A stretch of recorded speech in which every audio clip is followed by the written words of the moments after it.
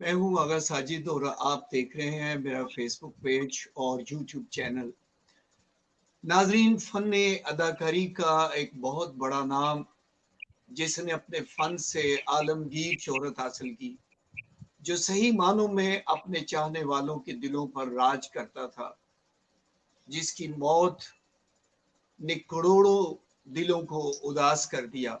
मेरा, आपका, सबका बहुत ही प्यारा अदाकार आबिद अली आज ही के दिन 5 सितंबर 2019 को इस जहान फानी से कूच कर गए। नाज़रीन, की चौथी बरसी मनाई जा रही है। मैं किस तरह से अपनी बड़ी बहन, बहुत ही प्यारी बहन, किस तरह से शुक्रिया अदा करूं, मेरे पास अल्फाज ही नहीं है कि मैं उनका शुक्रिया अदा कर सकूं। आज आबिद अली मरहूम की ज़ौजा, मेरी बड़ी बहन मोहतरमा राबिया नूरीन, हमारे इस प्रोग्राम में तशरीफ लाई हैं और उन्होंने हमें इज्जत बख्शी है। मैं इंतहाई शुक्रगुजार हूँ। जी बाजी, अस्सलाम वालेकुम। बाजी, कैसी हैं आप? वालेकुम अस्सलाम। अल्हम्दुलिल्लाह साजिद। वैसे तो बाजी, आज का दिन कैसा गुजरा? ये दिन तो मेरी जिंदगी का मुश्किल तरीन दिन है साजिद, तकलीफ दे तरीन दिन है। और बहरहाल अल्लाह का शुक्र अदा करते हुए गुजरा और अल्लाह ताला से आबिद अली साहब के लिए दुआएं करते हुए गुजरा और उसके करम की, बेइंतहा करम की शुक्रगुजार हूँ। मैं हर लम्हा उसकी शुक्रगुजार हूँ कि उसने मुझे इतने अजीम इंसान का साथ नसीब किया और मैं अपना हर दिन इसी तरह से गुजारना चाहती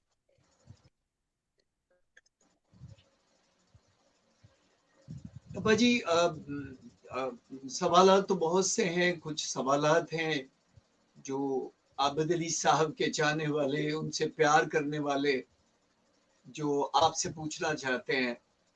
जैसे देखिए ना, इतना बड़ा नाम, इतनी शोहरत का मालिक, एक अजीम फनकार जो अब आपके साथ नहीं है, तो बाजी अब आप उनके बगैर अपनी जिंदगी को किस तरह से देख रही हैं? साजिद, एक शेर है, उस एक शेर में इस सब का जवाब है। और वो शेर ये है कि जाते हुए वो खुद को यहीं छोड़ गया है। जाते हुए वो जा, खुद को यहीं छोड़ गया। जाते हुए वो खुद को यहीं छोड़ गया है, उसको तो बिछड़ने का सलीका भी ना आया। जी, वो हर पल मेरे साथ हैं साजिद। जाहिर है अपरेंटली वो मेरे साथ नहीं है, इस बात का दुख तो है, इस बात का खला तो भर ही नहीं सकता, इस कमी को तो कोई पूरा कर ही नहीं सकता। लेकिन मैंने उनके साथ जिंदगी के जो इतने हसीन साल गुजारे, उनकी खूबसूरत यादें हर वक्त मेरे साथ, और मैं उन यादों के सहारे अपनी जिंदगी को गुजार रही हूँ। वो यादें इतनी खूबसूरत हैं कि जब भी उन्हें याद करने बैठो तो एक खुशगवार एहसास होता है। अपने आसपास की जिंदगी में देखती हूँ तो हस्बैंड्स और वाइफ्स जो हैं वो सिर्फ हस्बैंड्स और वाइफ्स होते हैं, उनके बीच जी, में मियाँ और बीवी का ताल्लुक होता है सिर्फ। मैं जी, अपने ताल्लुक को याद करती हूँ आबिद अली साहब के साथ, तो मेरा उनका जी, जी, ताल्लुक जी, सिर्फ शौहर और बीवी का ताल्लुक नहीं था। हम दोस्त थे बहुत अच्छे, وہ میرے گائیڈ تھے، میرے ٹیچر تھے، میرے مینٹور تھے، میرا انسٹیٹیوشن تھے. تو جب آپ کے اتنے سارے تعلق ہوں ایک شخصیت کے ساتھ تو آپ کی یادیں بہت حسین ہو جاتی ہیں، اور وہ حسین یادیں ہیں جو مجھے جینے کا حوصلہ دیے ہوئے ہیں، جن کے سہارے میں اب تک سانس لے رہی ہوں. ایگزیکٹلی ایسا ہی ہے، بالکل ایسا ہی ہے. اچھا بجی، عابد علی صاحب سے آپ کی یاد ہے آپ کو کہ پہلی ملاقات جو ہے وہ کب ہوئی تھی؟ وہ خوشگوار واقعہ میں بھول ہی نہیں سکتی، کبھی بھی نہیں بھول سکتی. میری زندگی کا حسین ترین ٹائم تھا وہ. اللہ تعالیٰ نے میرے اوپر کیا کرم کر رکھا تھا. 2003 کی کوئی ایک شام تھی جو مجھے فون آیا کوئٹہ PTV سینٹر سے. سجاد احمد صاحب ہیں ہمارے بہت سینئر ڈائریکٹر. جی بھائی. ان کا فون آیا کہ آپ PTV سینٹر کوئٹہ کا ڈرامہ کریں گی، آپ کے پاس یہ ڈیٹس اویلیبل ہیں. پھر انہوں نے مجھے کیریکٹر سمجھایا. اس سارے تذکرے میں عابد علی صاحب کا کہیں ذکر نہیں تھا، کیونکہ میرا ہسبینڈ جو ہے وہ اس کا رول کوئٹہ کے ایک ایکٹر ہیں، بہت سینئر ایکٹر امان اللہ ناصر، وہ کر رہے تھے. جی بھائی. تو میں نے سجاد صاحب سے کہا کہ جی بالکل، میں ڈیٹس اویلیبل ہیں، کیریکٹر ڈسکس ہو گیا، کیریکٹر مجھے پسند تھا. میں چلی گئی کوئٹہ. جی بھائی. اور کوئٹہ میں جیسے ہی میں کمرے میں داخل ہوئی ہوں تو اتنا بڑا اداکار میرے سامنے بیٹھا ہوا تھا. سجاد صاحب کے ساتھ ٹیبل پہ اس طرف عابد علی صاحب بیٹھے ہوئے تھے. جی بھائی. آپ یقین نہیں کر سکتے ساجد، اتنا لارجر دین لائف ان کی پریزنس تھی کہ میری تو فرسٹ ٹائم وہی ملاقات تھی میری ان سے. میری سانس وہیں رکی رہ گئی بس. اتنے بڑے اداکار میرے سامنے موجود ہے. میں نے بہرحال سلام دعا کی اور سجاد صاحب کے ساتھ بیٹھ کے میٹنگ ہوئی. مجھے پتا چلا کہ عابد علی صاحب کا پیئر سویرا ندیم کے ساتھ ہے اور میرے عابد علی صاحب کے ساتھ کوئی 3-4 دن کا کام ہے جو میرا سم ہاؤ انٹریکشن ہوتا ہے عابد صاحب کے ساتھ. تو وہ 3-4 دن کا کام ہم ساتھ کریں گے اور باقی میرا کام الگ ہے اور باقی عابد صاحب کا کام الگ ہے. تو وہ خوشگوار شام تو میں زندگی میں کبھی بھول ہی نہیں سکتی. تو اس طرح سے آپ کی پہلی ملاقات ہوئی سر کے ساتھ؟ جی بالکل.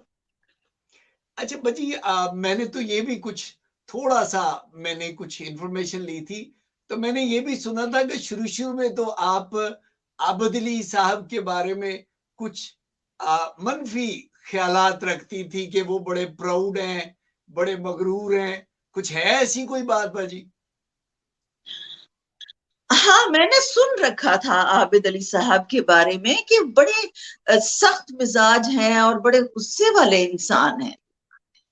اور یہ چیز میرے ذہن میں تھی اس وقت بھی جب میں ان سے ملی. تو میں نے یہ سوچا کہ اب یہ 3-4 دن جو ان کے ساتھ کام رہے گا تو اس میں پتہ نہیں کوئی مس ہیپ نہ ہو جائے، کوئی بدمزگی نہ ہو جائے. تو اپنے طور پہ میں نے یہ فیصلہ کر لیا تھا کہ میں اس کو سچویشن کے حساب سے ہینڈل کروں گی. کوشش کروں گی کہ سب اچھا رہے، لیکن اگر کوئی بدمزگی ہوئی تو پھر اللہ مالک ہے، دیکھیں گے کیا ہوتا ہے.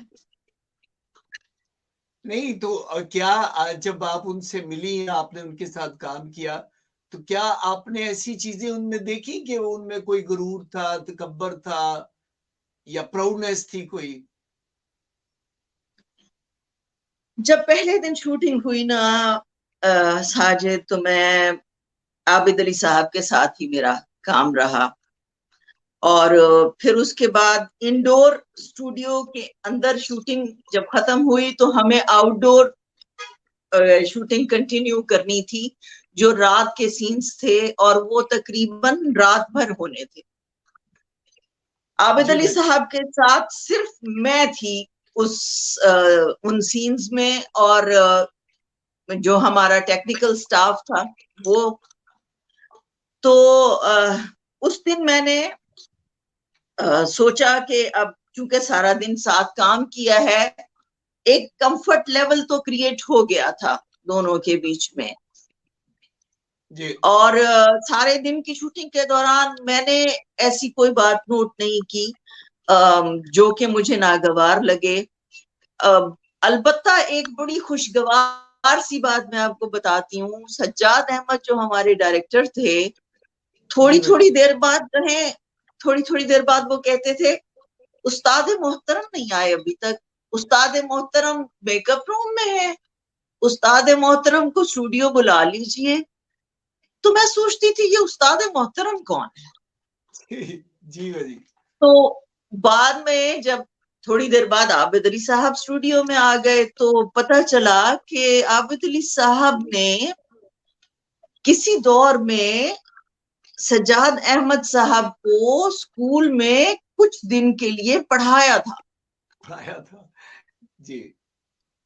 تو جس کی وجہ سے وہ ان کو بار بار استاد محترم کہتے تھے، اور وہ اتنی عزت سے ان سے بات کرتے تھے جتنی عزت سے سجاد صاحب عابد صاحب سے بات کرتے تھے، اس سے کہیں زیادہ عزت سے عابد صاحب سجاد صاحب کے ساتھ بات کرتے تھے. ہاں. تو جب انڈور شوٹنگ ختم ہوئی، آؤٹ ڈور شوٹنگ کے لیے ہم لوگ گئے. ریلوے ٹریک پہ سین ہونے تھے. میرا اور عابد صاحب ہی کا وہ سارا سپیل تھا جو شوٹ ہو رہا تھا. رات بھر میں آبزرو کرتی رہی ساجد، اور میں ڈھونڈتی رہی کہ میں کوئی ایسی بات تلاش کر سکوں جو قابل اعتراض ہو ان کے رویے میں. بالکل بالکل. میں جب وہ شوٹنگ ختم ہوئی ہے، عابد علی صاحب نے سارے یونٹ کے بچوں کو جمع کیا، ان کو کہا فوڈ سٹریٹ چلنا ہے، میری طرف سے کھانا ہے سب کا. اپنی پاکٹ سے انہوں نے سب کو کھانا کھلایا، سب کو پیار سے خدا حافظ کر کے رخصت کیا. اور میری حیرانی کی انتہا نہیں تھی کہ اس شخص کے بارے میں لوگ کیسی کیسی باتیں کرتے تھے. یہ تو بالکل ایک اپوزٹ پرسنالٹی ہے جو میں دیکھ رہی. اچھا باجی، میں نے تو یہ بھی سنا ہے کہ مرحوم عابد علی صاحب آپ کو واٹس ایپ پہ شادی سے پہلے میسج بھی کیا کرتے تھے. کیا ایسی بھی بات ہے باجی؟ اچھا، یہ صرف عابد علی صاحب نہیں کرتے تھے. میں اس چیز کو کلیئر کر دیتی ہوں. جب وہ سپیل ختم ہوا، obviously نمبرز ایکسچینج ہوئے. عابد صاحب کافی عرصے سے انہوں نے مجھے بتایا کہ وہ تو کافی عرصے سے کراچی میں کام کر رہے ہیں. اچھا. اور میں تو کراچی میں رہتی تھی، میری کراچی میں ان سے ملاقات نہیں ہوئی کبھی. یہ تو کوئٹہ کی سرزمین کو میں دعائیں دیتی ہوں کہ میری ان سے ملاقات ہو گئی وہاں پر. تو جب نمبرز ایکسچینج ہوئے تو ہم لوگ پھر ایک روٹین میں، جیسے گڈ مارننگ کے، گڈ ایوننگ کے، فارورڈڈ میسیجز، اچھی کوٹس، اچھی شاعری، وہ بھی مجھے بھیجتے تھے، میں بھی انہیں بھیجتی تھی. اچھا بچی، تو یہ پھر آپ جو عابد علی صاحب کے ساتھ آپ کی جو شادی کا ڈیسیژن تھا، فیصلہ تھا، یہ آپ نے بڑا سوچ و بچار اور فیملی کے مشاورت سے کیا یا کوئی جذباتی فیصلہ تھا؟ جذباتی فیصلہ اس طرح سے تو کہہ سکتے ہیں کہ ظاہر ہے ایک کنیکشن جب آپ کا ڈیولپ ہو جاتا ہے دو انسانوں کا، دو میچور لوگوں کا، تو ایک انسیت تو آٹومیٹک سی بات ہے، وہ پیدا ہو جاتی ہے. ان کی شخصیت کا ایک سحر تو تھا نا؟ بالکل بالکل. ان کی شخصیت کا ऐसा वैसा शहर था। उनसे गुफ्तगू करने के बाद तो इंसान कहीं किसी काम का नहीं रहता, मैं आपको सच बता रही। हाँ जी, जी। अच्छा बाजी, आपने शादी से पहले भी तो उनके साथ ड्रामों में काम किया, तो फिर शादी के बाद भी उनके साथ कुछ ड्रामों में काम किया आपने? बिल्कुल बिल्कुल, शादी से पहले ड्रामों में काम किया हमने, और हमारी बहुत अच्छी अंडरस्टैंडिंग रही उस दौरान। देखें, एक बात मैं खास तौर पे जिक्र करना चाहूंगी, आबिद साहब की ये ग्रेटनेस है। हमारा एक सर्टन टाइम पीरियड के बाद ये अंडरस्टैंडिंग डेवलप हो ही गई थी कि हम शादी के बंधन में बंध जाएंगे। वक्त का तयन नहीं हुआ था, लेकिन एक चीज ऑटोमेटिकली तय हो चुकी थी। लेकिन मैंने उनके साथ जितना भी काम किया, मैं उनकी मोतरफ हो गई था कि उन्होंने कभी अपने किसी जेस्चर से टीम को, शोबिस के लोगों को, आसपास दोस्तों को कतन ये जाहिर नहीं होने दिया कि अदर देन प्रोफेशनल लाइफ वो मुझे जानते हैं। इस कदर वकार के साथ, इस कदर रख रखाव के साथ एक डिग्निटी और रिश्ता जी, वो रिश्ता इतने इतने भरम के साथ उन्होंने निभाया कि मेरी नजरों में मैं उनसे शुरू दिन से इज्जत से मिली, और आज दिन तक मेरे दिल में उनके लिए इज्जत है। मैं आज भी उन्हें कभी आबिद अली नहीं कह सकती। इस बात पे मुझे बहुत बातें भी सुननी पड़ी कि जी तुम शादी हो गई, तुम्हारा शौहर है। ये मुझे उस्मा गिलानी साहिबा ने कहा, अभी भी तुम इसको आबिद साहब कहती हो, ये तो तुम्हारा शौहर है, अब इसको आबिद अली कहा करो। तो वो जो इज्जत उन्होंने मेंटेन की थी ना साजिद, उसकी उस इज्जत के शहर से मैं नहीं निकल सकी आज तक। हाँ। अच्छा बाजी, एक आपने उनके साथ बड़ा एक साथी फनकार की हैसियत से भी काम किया, फिर वो आपके बड़े अच्छे कोलीग भी रहे, फिर एक अच्छे शौहर भी। तो आप उन्हें एक फनकार की हैसियत से और एक बहसीयत एक खामद के किस तरह का इंसान देखती हैं? क्योंकि जो वक्त आपने गुजारा है, जो आप उन्हें जानती हैं, वो कोई और नहीं जानता है। बिल्कुल, ये बात 100% सही है कि एक बीवी अपने शौहर की सारी पॉजिटिव बातों को और सारी नेगेटिव बातों को जितना अच्छा जानती है, उतना कोई और नहीं जानता। जी बाजी। बहैसियत अदाकार, बहैसियत हिदायतकार, इसमें तो ये तो सब इस बात के विटनेस हैं कि आबिद अली साहब का कोई सानी नहीं था। हाँ बिल्कुल ऐसे। लेकिन बहैसियत शौहर, एक ऐसा इंसान जो इतना बड़ा अदाकार हो और उसका एक औरा हो, उसकी शख्सियत का एक सहर हो, और जब आप उसके साथ जिंदगी गुजारने लगे तो फिर बाद में पता चलने लगती हैं कि इसमें नेगेटिव बातें क्या क्या हैं। हाँ। तो जब मेरी उनसे शादी हुई तो मैंने भी नोट करना शुरू किया कि चले, वो एक शनासाई का पीरियड अब गुजर गया, अब साथ रहने का दौर शुरू हो गया। तो देखें अब इसमें कहाँ कहाँ खामियां निकलती हैं। जी भाई।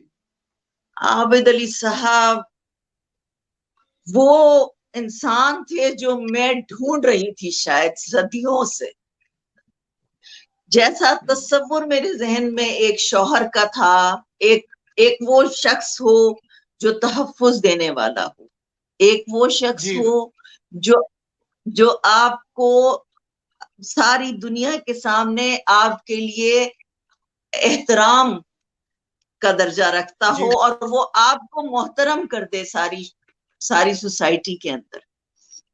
ایگزیکٹلی تو وہ ایگزیکٹلی چیز، بالکل ایسا. وہ خصوصیات میں نے عابد صاحب میں دیکھی. اور آپ کو ایک مزے کی بات بتاتی ہوں، جب ہمارا نکاح ہوا، ہم نے تو بڑی خاموشی سے نکاح کیا تھا، اور میرا جب نکاح ہو کہ میں ان کے فلیٹ میں گئی تو جی بھائی. عابد علی صاحب مسکرائے اور مجھے کہنے لگے جی اب آپ خوش ہو گئی غلامی میں لے کر مجھے. جی بھائی جی. تو میں نے انہیں کہا کہ عابد علی صاحب جملے کو درست کیجئے، غلامی میں لے کر نہیں، غلامی میں آ کر. جی بھائی. اچھا بھائی جی، جو میرے ذہن میں سوال آ رہا تھا کہ ظاہر ہے ان کے دوست بھی آتے تھے، ان کے ساتھی فنکار بھی ان کے پاس آتے جاتے رہتے تھے، تو ان کا اپنے جو ساتھی فنکار تھے، جونیئر سینئرز اور دوست احباب کے ساتھ ان کے ساتھ رویہ کیسا تھا؟ عابد علی صاحب کی طبیعت میں ایک خاص بات تھی کہ وہ سراپا محبت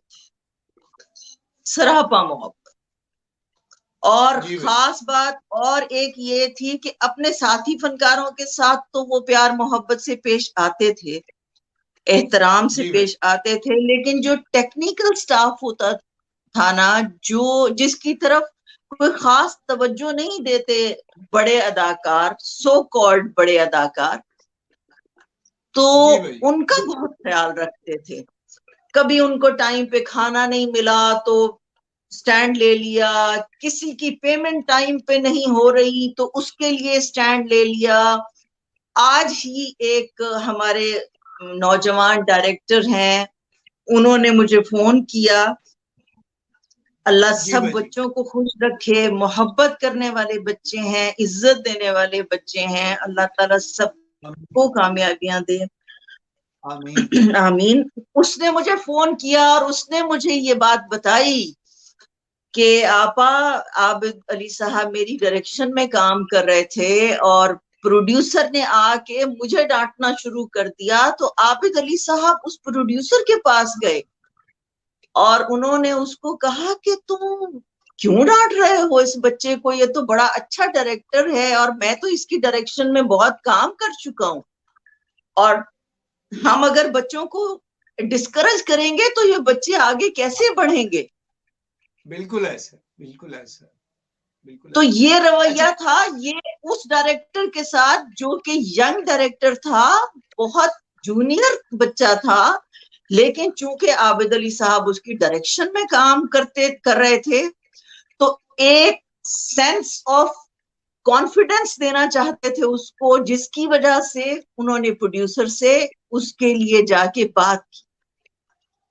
جی بھائی اسی جی. طرح ایک جی. اور بچہ تھا، میں اور عابد علی صاحب شادی کے بعد ایک پروجیکٹ میں کام کر رہے تھے ہسبینڈ اینڈ وائف کے طور پہ، تو ہم دونوں جیسے اسٹوڈیو میں انٹر ہوئے تو بہت اونچی اونچی آوازیں ڈائریکٹر صاحب کی آ رہی تھیں، اور جیسے ہی ہم اندر داخل ہوئے تو ہم نے دیکھا کہ ڈائریکٹر صاحب نے ایسوسیٹ کو ایک طرح سے جھنجھوڑا اور زور سے پش کیا اور وہ بیچارہ سائڈ پہ جا کے گر گیا. تو عابد علی جی بھائی صاحب جی. مجھے تو بھول گئے کہ میں بھی ان کے ساتھ جا رہی ہوں. وہ بھاگے گئے، انہوں نے اس ایسوسیٹ کا ہاتھ پکڑا، اسے اٹھایا، اپنی پشت کے پیچھے اس کو کھڑا کیا، خاموشی سے ان سے کہا تم چلے جاؤ یہاں سے، اور خود ڈائریکٹر صاحب کو لے کے بیٹھ گئے. پورا گھنٹہ انہوں نے ان کو کام ڈاؤن کیا، اور پھر اس کے بعد اس ایسوسیٹ کو بلایا گیا اور ہم نے وہ سارا دن شوٹنگ. اچھا بھائی میں ایک ذاتی سا سوال ہے کہ جیسے جب کوئی ہم دیکھتے ہیں اکثر شوبز کی لائف میں کہ جب آپ فیلڈ میں ہوتے ہیں اور تو پھر سارے آپ کے پاس آتے ہیں، ڈائریکٹر بھی، پروڈیوسر بھی، فنکار بھی، ہر کوئی. تو جب آپ فیلڈ سے ہٹ جاتے ہیں یا خدا نخواستہ جیسے ڈیتھ ہو جاتی ہے تو آپ نے کوئی لوگوں کے رویوں میں ان کے جانے کے بعد وہ لوگ جو ان کے بڑے قریب رہتے تھے، بڑا آنا جانا تھا، تو کوئی فرق آپ نے محسوس کیا بھاجی؟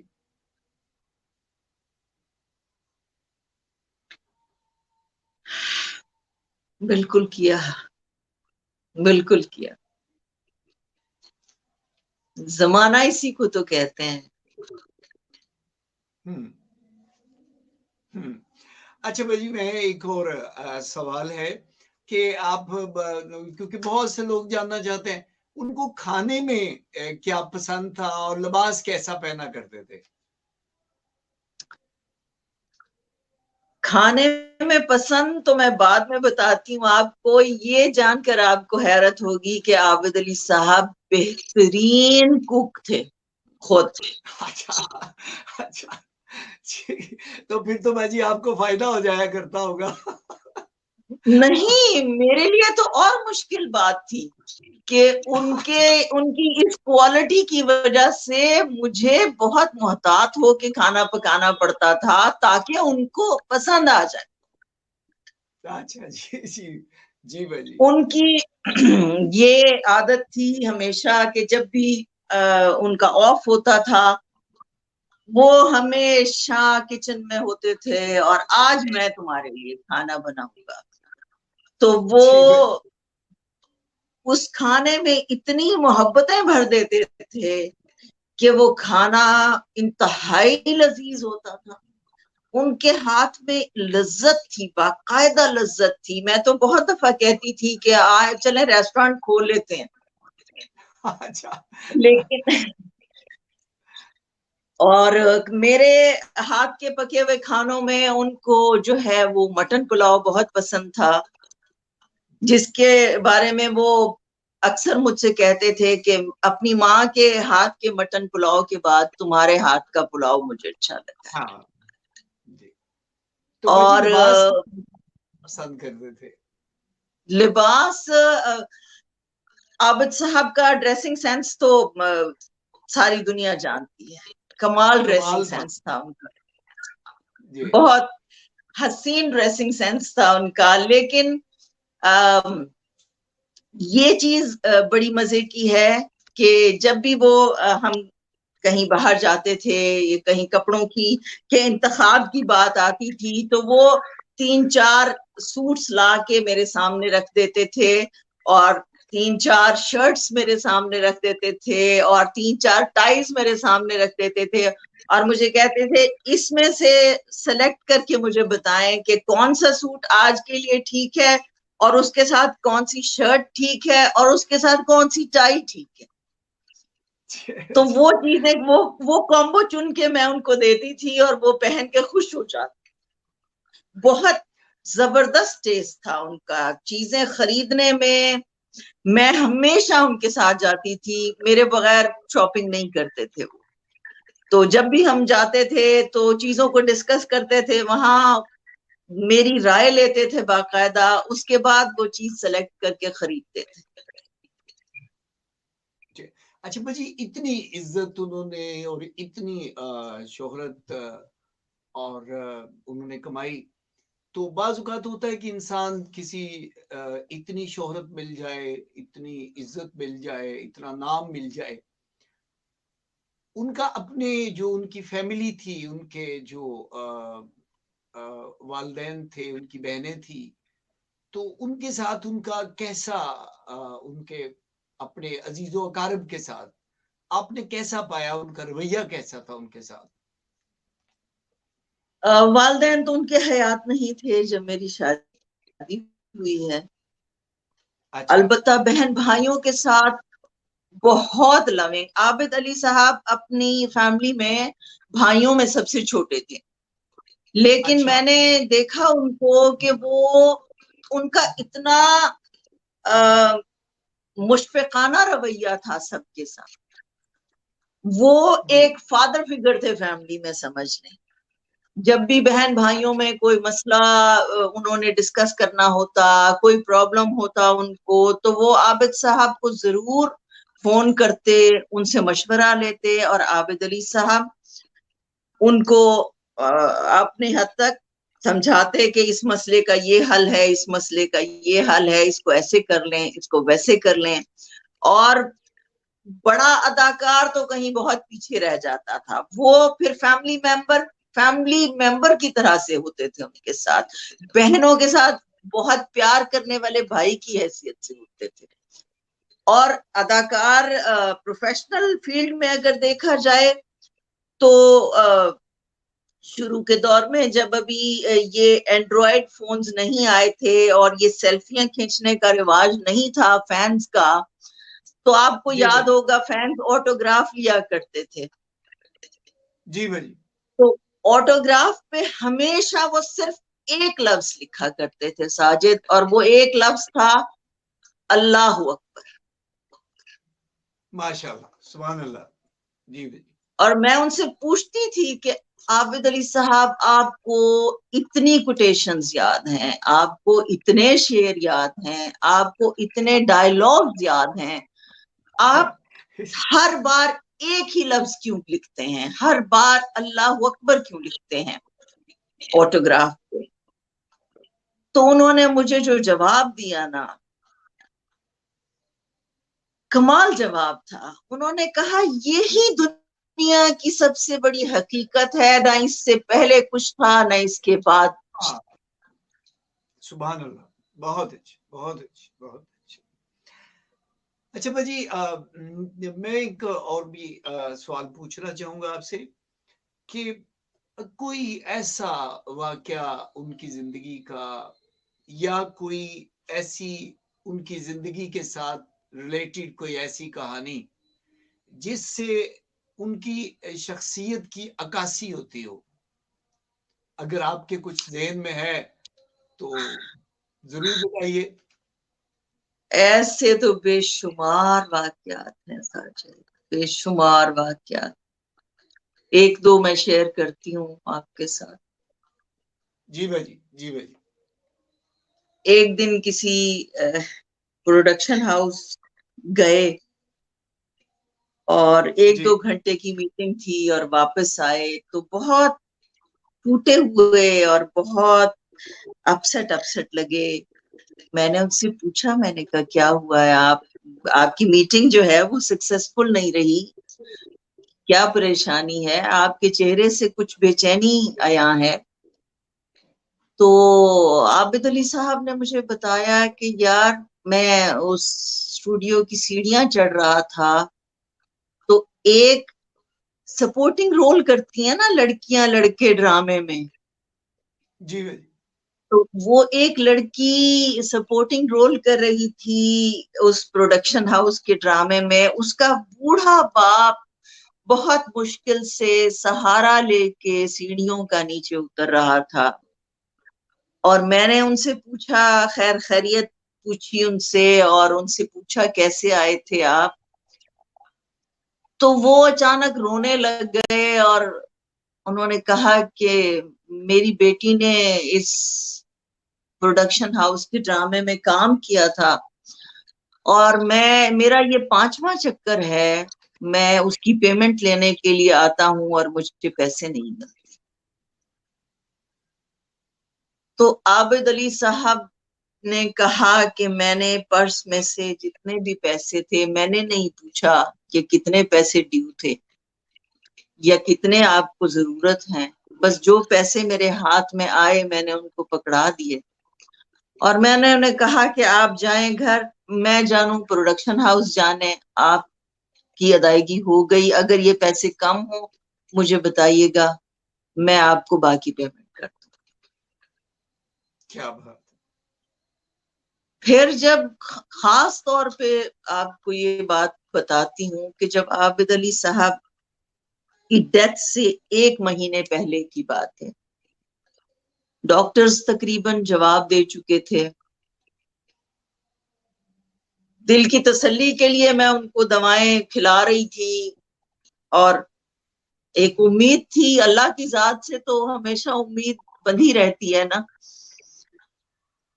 تو عابد علی صاحب نے اپنے تمام ورکرز کو 2-4 مہینے پہلے ان سے رخصت لے لی تھی کہ اب میں پتہ نہیں آگے ڈرامہ بناؤں گا یا نہیں بناؤں گا، تو اب یہ آخری آپ کی تنخواہیں ہیں اور آپ میری طرف سے نئی نوکریاں تلاش کریں، اور میں جب نیا ڈرامہ کبھی بناؤں گا تو پھر آپ کو دوبارہ بلا لوں۔ جی بھائی، اس بات کو 3-4 مہینے گزر گئے، بیچ میں عابد علی صاحب کی بیماری ڈائگنوز ہو گئی، امید کا دامن ہاتھ سے چھوٹ گیا، ڈاکٹروں نے کہہ دیا کہ بس اب دعا کیجئے۔ بڑی آ گئی سر پہ، بڑی عید آئی تو میں پاؤں دبا رہی تھی ان کے، تو مجھے کہنے لگے کہ سنو وہ عید ہے سر پہ، تو جو ہمارے ورکرز تھے ان کو تنخواہ دینی ہے، تنخواہ بھیج دو۔ جی بھائی، اور میں یہ سمجھی کہ شاید عابد صاحب بھول گئے ہیں کہ ہم نے ورکرز کو خدا حافظ کہہ دیا ہے، اور اب وہ ہماری جاب پہ نہیں ہے۔ جی بھائی، تو میں نے عابد صاحب کو بتایا، میں نے کہا عابد صاحب ہم تو ورکرز کو جو ہے نا وہ کہہ کے آ گئے ہیں کہ ہم اب پروڈکشن کا کام، ڈرامہ بنانے کا کام جب دوبارہ کریں گے تو انہیں بلائیں گے، تو اب وہ ہماری سیلری پہ نہیں ہے، آپ بھول رہے ہیں، اب ہمیں ان کو تنخواہ نہیں دینی ہے۔ تو عابد علی صاحب نے کہا کہ نہیں یار، عید آ گئی ہے، پتہ نہیں انہیں نئی نوکری ملی یا نہیں ملی، اور ان کے اخراجات پورے ہوئے نہیں ہوئے، عید کا موقع ہے، ایک تنخواہ اگر چلی جائے گی تو کوئی فرق نہیں پڑ جائے گا۔ ٹھیک ہے، میں نے تنخواہ جو ہے وہ اماؤنٹ ساری چیک کی، وہ یہ کام ان کے میں ہی کیا کرتی تھی اکثر، تو میں نے وہ سب لوگوں کو اکاؤنٹ میں تنخواہیں بھیج دی۔ ساجد ایک بچے کا مجھے فون آیا اور اس نے کہا کہ آپا آپ نے میرے اکاؤنٹ میں تنخواہ بھیجی ہے، غلطی سے بھیج دی ہے۔ میں نے اسے کہا نہیں بیٹے، یہ عابد علی صاحب نے عید کی وجہ سے تنخواہ بھیجنے کو کہا مجھے۔ ساجد اس نے بتایا کہ میرے گھر میں کھانے کو کچھ نہیں تھا، جی بھائی، اور مجھے یہ پتا نہیں تھا کہ میں اپنے بچوں کو عید پہ کوئی کپڑا لے کے دے سکوں گا یا نہیں، یا ان کو اچھا کھانا کھلا سکوں گا یا نہیں، اور یہ پیسے اچانک میرے اکاؤنٹ میں آ گئے۔ آپ سوچ نہیں سکتی میرے دل سے کتنی دعائیں نکلی ہیں آپ کے لیے، عابد صاحب کے لیے۔ سوری۔ جی بھائی، بس یہ بجی ان کا اخلاق تھا، ان کا پیار تھا، ورڈز اپنے ساتھی لوگوں کے ساتھ، اپنے جونیئرز کے ساتھ۔ اچھا بجی، میں ایک سوال کہ وہ جب ان کو سپورٹنگ ٹریٹمنٹ مل رہی تھی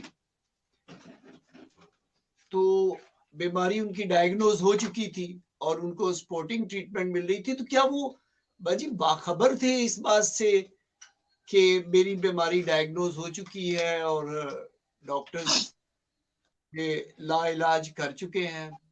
کیا وہ جانتے تھے یا آپ سمجھتی ہیں ان کو اندازہ تھا؟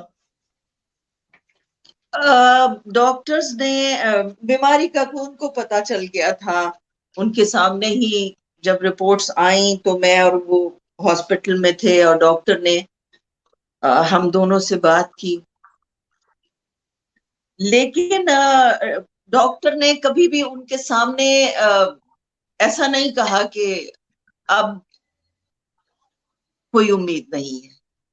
مجھے الگ سے ضرور کہہ دیا تھا، لیکن عابد علی صاحب کو کبھی بھی ڈاکٹرز نے نہیں کہا. اور عابد علی صاحب خود ایک بہت آپٹیمسٹک انسان تھے. وہ مایوس ہونے والے شخص نہیں تھے، اور اللہ تعالی سے ان کا ایک بڑا گہرا تعلق تھا. بہت کنیکٹڈ تھے وہ پروردگار سے، اور ہمیشہ یہ سوچتے تھے کہ بہتر ہوگا، کچھ نہ کچھ بہتر ہوگا، اچھا ہو جائے گا انشاءاللہ. بس آخری جب ویک تھا، آخری دو ہفتے 10 دن پہلے ڈیتھ سے، ہم لوگ لاہور میں تھے، چونکہ میں شوکت خانم سے علاج کروا رہی تھی عابد صاحب کا. تو اپنے انتقال سے 10 دن پہلے انہوں نے مجھے کہا کہ مجھے کراچی واپس لے جائیں. اچھا. تو میں نے ان سے یہ کہا کہ عابد صاحب کراچی جا کے کیا کریں گے؟ آپ کا علاج تو یہاں سے ہو رہا ہے، شوکت خانم سے. تو کراچی میں پھر نئے سرے سے نیا ڈاکٹر ڈھونڈیں گے، اور پھر نئے سرے سے ہم ٹریٹمنٹ شروع کرائیں گے. تو انہوں نے کہا کہ دیکھ لیں گے وہاں چل کے، تم مجھے واپس کراچی لے جاؤ. 2-3 دفعہ میں نے اصرار کیا کہ وہ اس بات سے ہٹ جائیں، لیکن انہوں نے اپنا فیصلہ دے دیا، اپنا ورڈکٹ دے دیا. انہوں نے کہا سیٹس بک کراؤ اور مجھے کراچی جانا. میں تقریباً کوئی ہفتہ 10 دن پہلے پھر انہیں ڈیتھ سے کراچی لے آئی، اور اس کے ہفتے کے بعد 10 دن کے بعد ان کا انتقال ہو گیا. اچھا باجی، یہ تکلیف اور پریشانی میں اور دکھ میں اکثر ایسا ہوتا ہے کہ مختلف لوگوں کا رویہ مختلف ہوتا ہے. تو عابد علی صاحب نے بھی سارے حالات دیکھے، پریشانی بھی دیکھی، مصائب کا بھی شکار رہے. تو ان کا رویہ کیسا ہوتا تھا؟ آپ ان کو کیسا پاتی تھی کہ جب پریشانی کے عالم میں یا دکھ میں یا تکلیف کے عالم میں آپ نے ان کی شخصیت میں کیا دیکھا، ان کے رویے میں کیا دیکھا؟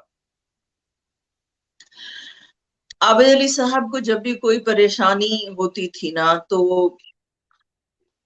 وہ اکثر زیادہ خاموش ہو جاتے تھے. ویسے بھی وہ طبیعتاً خاموش مزاج کے تھے، لیکن زیادہ خاموش ہو جاتے تھے. اور ایک چیز میں خاص طور پہ نوٹ کرتی تھی، جو میں نے ان سے سیکھی بھی اور پھر اب تک میں وہ پریکٹس کر رہی ہوں. عابد علی صاحب اپنی ہاتھ کی انگلیوں پہ تسبیح پڑھا کرتے تھے، بہت ساری تسبیحات پڑھا کرتے تھے. تو وہ تسبیحات ان کی بڑھ جاتی تھی، خاموشی بڑھ جاتی تھی، تسبیحات بڑھ جاتی. اکثر جو ہے وہ پریشانیوں میں یا تکلیف میں ان کا رویہ یہی ہوتا تھا. ہاں کبھی کبھی جب بہت غصہ ہوتا تھا ان کو، اور غصہ بھی ایک ہی مجھے اس وقت تک یاد ہے ان کا، جو میں نے بہت زوردار غصہ دیکھا، وہ یہ تھا کہ میں اور عابد صاحب عمرے کے لیے گئے، اور عابد علی صاحب جانے سے پہلے ایک پروجیکٹ ان کا آن ایئر چل رہا تھا، تو اس کی قسطیں بنا کے اور ایسوسیٹ کو دے کے چلے گئے کہ یہ میرے واپس آنے تک کا کام میں تمہیں کر کے دے کے جا رہا ہوں، یہ قسطیں چلیں گی، آن ایئر جائیں گی، تب تک میں واپس آ جاؤں گا، اس کے بعد پھر میں آ کے مزید ریکارڈنگ کروں گا. تو اس ایسوسیٹ نے وہاں ہمیں فون کیا مکہ میں کہ عابد علی صاحب آپ جو مجھے بنا کے دے کے گئے تھے ریکارڈنگ، وہ تو کافی نہیں ہے، اس سے تو قسطیں اچھا پوری نہیں ہو رہی، اس سے تو ڈیوریشن مکمل نہیں ہو رہا، تو آپ کو تو آنا پڑے گا، واپس آنا پڑے گا، اور آپ آئیں گے، ریکارڈنگ کریں گے، اور پھر یہ بنے گا، مکمل ہوگا، ڈیوریشن پوری ہوگی تو پھر یہ ہونے اور جائے گا۔ عابد صاحب کے بار بار سمجھانے کے باوجود اس ایسوسیٹ ڈائریکٹر نے ان کی بات نہیں مانی، اور ہم جو کہ وہاں کچھ دن اور ٹھہرنا چاہتے تھے مکہ میں، پروردگار کے گھر میں رہنا چاہتے تھے کچھ دن اور مہمان، بس بڑے بھاری دل کے ساتھ ہمیں واپس آنا پڑ گیا۔ واپس آئے ہیں، عابد صاحب نے وہ ریکارڈنگ چیک کی ہے، ڈیوریشن چیک کی ہے، اور وہ ڈیوریشن مکمل تھی۔ اس دن میں نے عابد علی صاحب کا غصہ دیکھا، اور اس دن انہوں نے بہت زور سے اسے کہا کہ تمہیں پتا ہے تم نے مجھے کس جگہ سے بلایا ہے؟ تمہیں پتا ہے کہ تم نے کتنا بڑا ظلم کیا ہے؟ اور پورے گھر میں سناٹا چھایا ہوا تھا، صرف عابد صاحب کی آواز گونج رہی تھی۔ میں خود بہت سہمی ہوئی تھی، وہ لڑکا تو بالکل کاٹو تو لہو نہیں تھا اس کے اندر، اور عابد صاحب کا جلال اس دن میں نے صحیح معنوں میں دیکھا، ان کا غصہ میں نے اس دن صحیح معنوں میں دیکھا کہ غصہ کیسے ہوتا ہے۔ جی بھائی، اچھا بھائی، میں ایک جو آخری وقت میں ظاہر ہے کہ لاہور میں بھی آپ ان کے پاس رہی، ہاسپٹل میں بھی، پھر کراچی میں بھی جب وہ واپس چلے گئے، تو ظاہر ہے کہ آپ کی 24 آورز ان کے ساتھ باتیں ہوتی رہی، مختلف موضوعات پہ گفتگو ہوتی رہی، بیماری کے ایشو پہ، کچھ اور چیزیں، لیکن کوئی ایسی بات، کوئی خاص بات، کوئی ایسی قیمتی بات جو صرف آپ جانتی ہے، ظاہر ہے وہ کوئی اور نہیں جانتا، جو عابد علی صاحب نے کہی ہو، اور آپ کا دل چاہتا ہے کہ وہ آپ ناظرین تک پہنچائیں، جو ان سے کروڑوں لوگ ہیں جو ان سے پیار کرتے تھے۔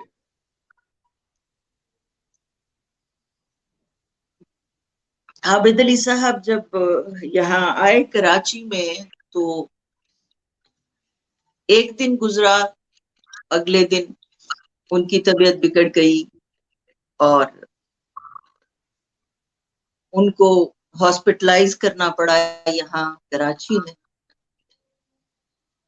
تو میں مستقل ان کے ساتھ موجود رہتی تھی بیڈ پہ۔ ایک دو خاص باتیں ہیں، میری بڑی بہن میرے ساتھ تھی، چھوٹی بہن میرے ساتھ تھی، میرا بھائی اسلام آباد سے آ گیا تھا۔ تو ایک دن میں بہن کو کہہ کے گئی کہ میں ذرا جا رہی ہوں واش روم، اور آپ نے دھیان رکھنا ہے عابد صاحب کا۔ ابھی مجھے واش روم گئے ہوئے 1 منٹ بھی نہیں ہوا ہوگا، منہ دھو رہی تھی، تو دروازہ نوک ہوا باتھ روم کا۔ تو میں نے کہا کون؟ تو میری چھوٹی بہن کی آواز تھی، باجی جلدی سے باہر آئے۔ میں نے کہا کیا ہوا؟ آپ بس آ جائیں اور عابد بھائی کے ساتھ کھڑی ہو جائیں۔ تو میں نے اس سے پوچھا، میں نے کہا ابھی تو میں انٹر ہوئی ہوں، ابھی تو میں منہ پہ پانی ڈالا ہے صرف، کیا ہو گیا؟ تو کہنے لگی جیسے ہی آپ بیڈ چھوڑ کے گئی ہیں، عابد بھائی نے آنکھیں کھول لی ہیں، اور وہ کمرے کی دیواروں کو دیکھ رہے ہیں اور آپ کو ڈھونڈ رہے ہیں، اور وہ کچھ بول نہیں رہے ہیں۔ میں نے ان سے پوچھا ہے، لیکن انہوں نے کوئی جواب نہیں دیا، تو وہ یقیناً آپ کو ڈھونڈ رہے ہیں، آپ واپس آ جائیں۔ تو میں وہ کام وہیں ادھورا چھوڑ کے اپنا فیس ڈرائی کر کے واپس آ گئی۔ آ کے عابد صاحب کے ساتھ کھڑی ہو گئی, ہاتھ پکڑا ان کا, انہوں نے پھر سے آنکھیں بند کر لیں اور سکون سے لیٹ کر. اس کے علاوہ میری اور عابد صاحب کی ساری زندگی کی ایک شرارت تھی میری ان کے ساتھ. عابد صاحب بہت خاموش طبیعت کے انسان تھے, گھر میں بہت زیادہ ایکسپریسو نہیں تھے, تو میں انہیں اکثر کہتی تھی کہ عابد علی صاحب یہ کیسی لو میرج ہے جس میں آپ کبھی کہتے ہی نہیں ہیں کہ آئی لو. کہنے کو تو ہماری جی بڑی لو میرج ہوئی ہے, لو میرج میں تو بندے کو دن میں 100 دفعہ آئی لو یو کہنا چاہیے, آتے جاتے چلتے پھرتے اٹھتے بیٹھتے. تو آپ تو آئی لو یو نہیں کہتے. پھر وہ مسکراتے تھے اکثر. پھر جب میں بہت تنگ کرنے کے موڈ میں ہوتی تھی تو وہ اسکرپٹ پڑھ رہے ہوتے تھے, ان کا اسکرپٹ اٹھا لیتی تھی اور انہیں کہتی تھی اب آئی لو یو کہیں گے تو یہ واپس ملے گا ورنہ نہیں ملے گا. تو وہ پھر کہتے تھے اچھا بھائی میری پیاری بیوی آئی لو یو بھائی, بس خوش ہو تمہیں میری محبتوں کے ابھی بھی ثبوت چاہیے. میں تمہارے ساتھ رہ رہا ہوں, ایک گھر میں رہ رہا ہوں, اتنے سالوں سے رہ رہا ہوں, اور تمہیں ابھی تک یہ لفظ سننا ہے مجھ سے. یہ تو اس زمانے کی, اس دور کی بات تھی جب ماشاءاللہ وہ ہیلدی تھے. جب بستر پہ تھے, ہاسپٹل میں تھے, تو 2-3 دن تک تو وہ بات چیت کرتے رہے مجھ سے. میں ہی صرف سمجھ سکتی تھی کہ وہ کیا کہہ رہے ہیں. ڈاکٹرز کو کچھ بھی کہنا ہوتا تھا تو مجھے کہتے تھے تو میں ڈاکٹرز کو بتا دیتی تھی. لیکن ایک دن میں نے نوٹ کیا کہ آج کچھ کانشیس نہیں ہیں عابد صاحب, یا سیمی کانشیس ہیں, یا مجھے ان کو جگانا چاہیے, ان سے بات کرنی چاہیے. میرا دل بہت گھبرا گیا ان کی ایسے خاموش اور بند آنکھیں دیکھ کر.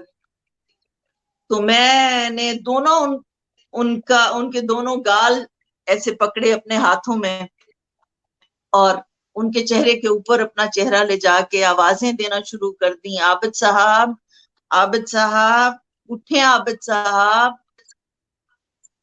اور بہت مشکل سے عابد صاحب نے آنکھیں کھولی, آدھی آنکھیں کھولی, مجھے دیکھا, اور آخری الفاظ انہوں نے جو مجھ سے کہے اپنی زندگی کے, وہ تھے آئی لو یو. اور اس کے بعد انہوں نے مجھ سے کوئی بات نہیں کی, اور 2 دن کے بعد ان کا انتقال ہو. تو میں اپنے آپ کو بہت خوش نصیب سمجھتی ہوں ساجد. میں وہ عورت ہوں جسے ان کا ساتھ نصیب ہوا, ان کی محبت نصیب ہوئی. انہوں نے بہت عزت دی مجھے, بہت احترام دیا, اور خوش نصیبوں میں میرا نام لکھا گیا. اچھا جی, عابد علی صاحب نے میرا خیال ہے 200 سے زائد فلموں میں بھی کام کیا, اور ان کی وفات سے ہماری جو فلم انڈسٹری ہے وہ اس وقت تو پہلے ہی تباہ حال ہے. تو میں سمجھتا ہوں کہ بہت زیادہ فلم انڈسٹری کو نقصان پہنچا. تو کیا یہ جو خلا ہے ان کے جانے سے یہ پر ہو سکے گا؟ عابد صاحب نے فلموں میں جب بھی کام کیا, ایکچولی عابد صاحب کا مزاج بنیادی طور پہ فلموں میں کام کرنے والا نہیں تھا, اور فلموں میں کام کرنا کسی حد تک مالی مسائل سے نکلنے کے لیے وہ کام کیا انہوں نے انڈسٹری میں, فلم انڈسٹری میں جتنا بھی کام کیا. جی. اور جہاں تک آپ خلا کی بات کر رہے ہیں نا, تو عابد علی صاحب جیسے انسان کا خلا میرا خیال ہے کسی بھی انسان کے جانے کے بعد اس جیسا دوسرا انسان تو کبھی بھی دنیا میں نہیں آتا. سبسٹیٹیوٹ نہیں ہے. ہاں ایک انسان سے بہتر انسان آ سکتا ہے، اس سے ذرا کم تر انسان آ سکتا ہے، لیکن ویسے کا ویسا انسان.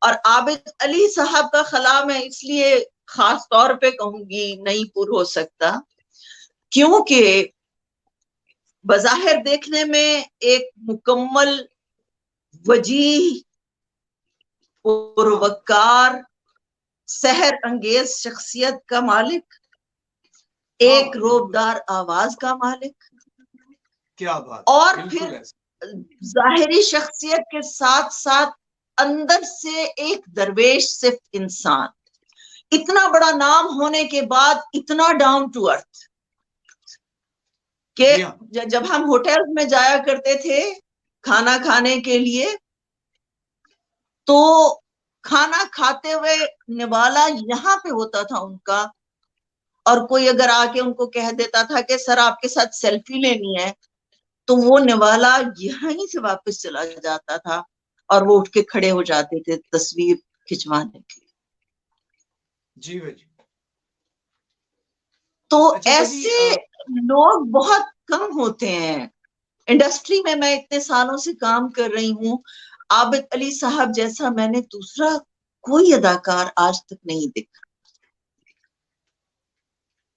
جی بھائی.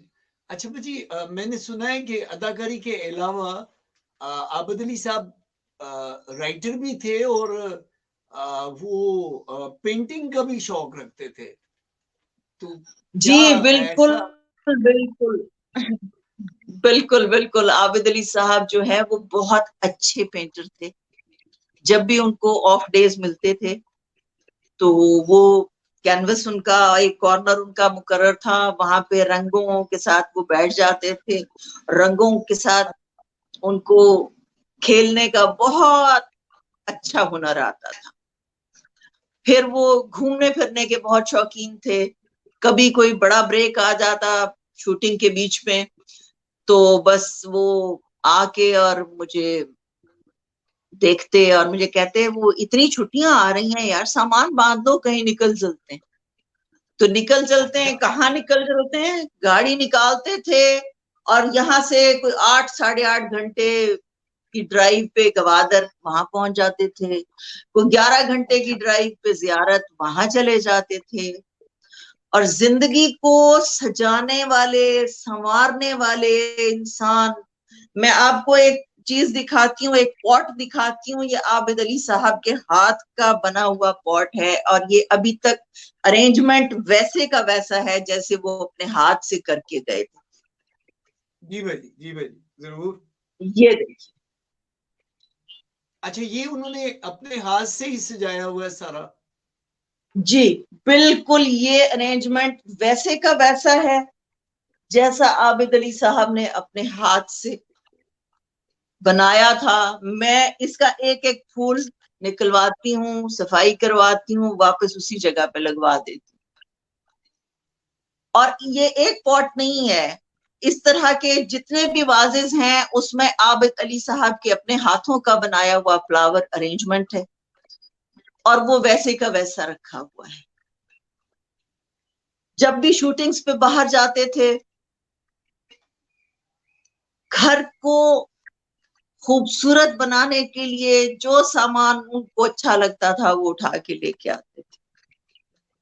اور ان کی یہ خاص ادا تھی کہ جب ان کی شوٹنگ ختم ہوتی تھی تو میرے پاس گھر میں ایک ٹکٹ آ جایا کرتا تھا کہ جی یہ آپ کا ٹکٹ ہے، عابد علی صاحب کی شوٹنگ ختم ہو گئی ہے، بوریا بستر باندھیں اور آپ چلی جائیں. تو میرے کلیگ اکثر مجھے ایک واقعہ میں آپ کو خاص بتاتی ہوں. تھائی لینڈ میں تھے عابد علی صاحب، تو شوٹنگ چل رہی تھی، میرا ان سے رابطہ تھا، روز خیر خیریت ہوتی تھی. تو ٹکٹ آ گئی میرے پاس. میں نے اپنی دوستوں کو بتایا کہ شوٹنگ ختم ہو رہی ہے تھائی لینڈ میں اور عابد علی صاحب نے ٹکٹ بھیجا ہے. تو میری دوستوں نے مجھے کہا کہ یہ کیسا شوہر ہے، تھائی لینڈ میں تو لوگ بیویوں کے بغیر جاتے ہیں، یہ تھائی لینڈ میں جا کے بیوی کو بلا رہا ہے. جی بھائی جی.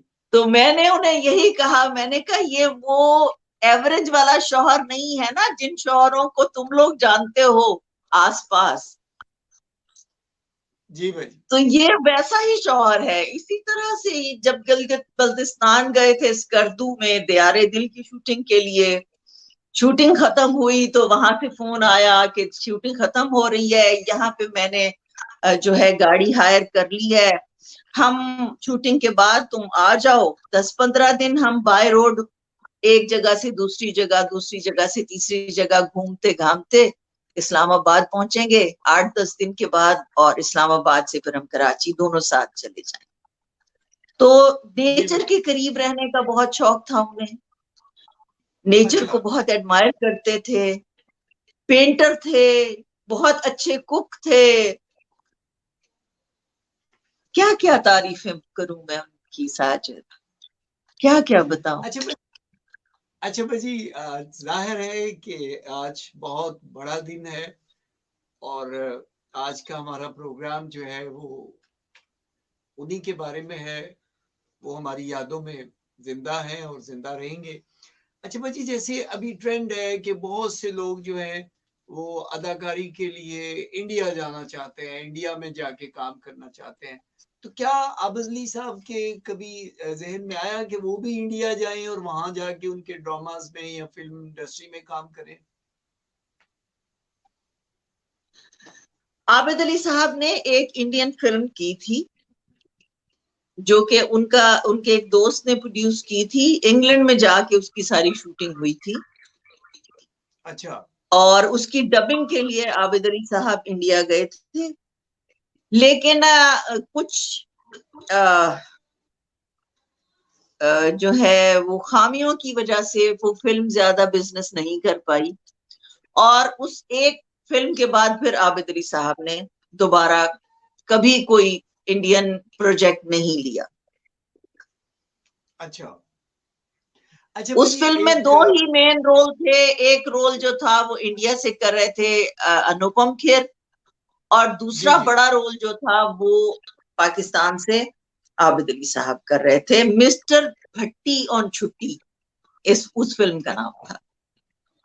اچھا اچھا اچھا بھائی, ایک اور سوال ہے, تو آپ کا میں نے بڑا وقت لے لیا ہے, آپ کی بہت میں آپ کا شکر گزار ہوں.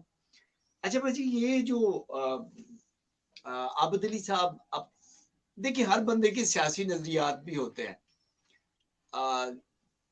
کوئی کسی پارٹی کے ساتھ ہے, تو آپ محسوس کرتی ہیں کہ وہ کون سی سیاسی جماعت کو, کس کے نظریات کو کی طرف ان کا رجحان زیادہ تھا؟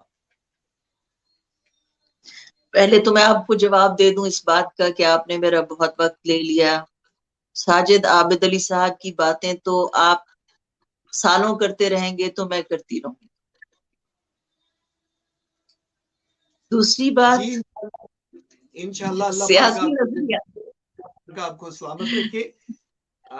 ہم کرتے رہیں گے پروگرام ان کے بارے میں, انشاءاللہ کر لیں گے. وہ ہمارا دیکھیں, اور سیاسی نظریات کی بات آپ نے کی تو آپ کو میں بتاتی چلوں کہ عابد علی صاحب نے باقاعدہ طور پہ پی ٹی آئی میں شمولیت اختیار کی تھی. ایک ٹائم تھا جب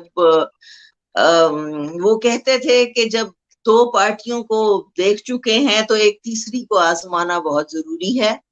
تو انہوں نے ایک باقاعدہ پریس کانفرنس میں, جس میں عمران خان بھی موجود تھے, جس میں عامر لیاقت بھی موجود تھے, اللہ تعالیٰ مغفرت فرمائے, آمین, اور عابد علی صاحب نے اس میں پی ٹی آئی میں شمولیت کا اعلان کیا تھا, لیکن پریکٹیکلی وہ ایکٹیو نہیں تھے پالیٹکس میں.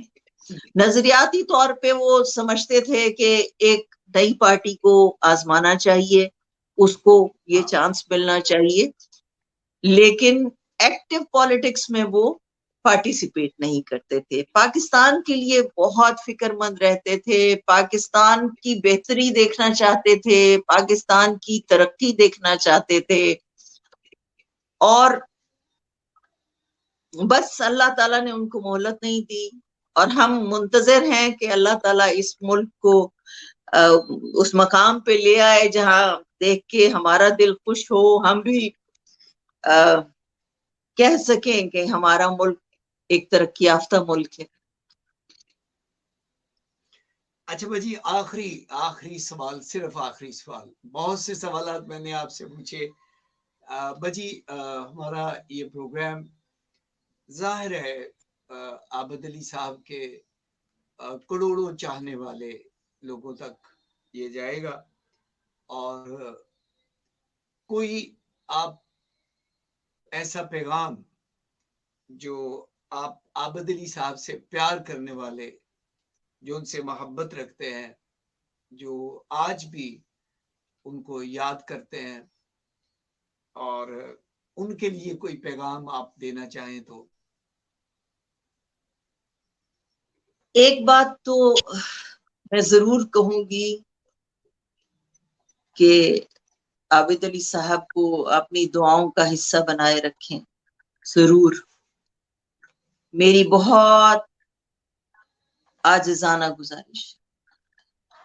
जी भाजी।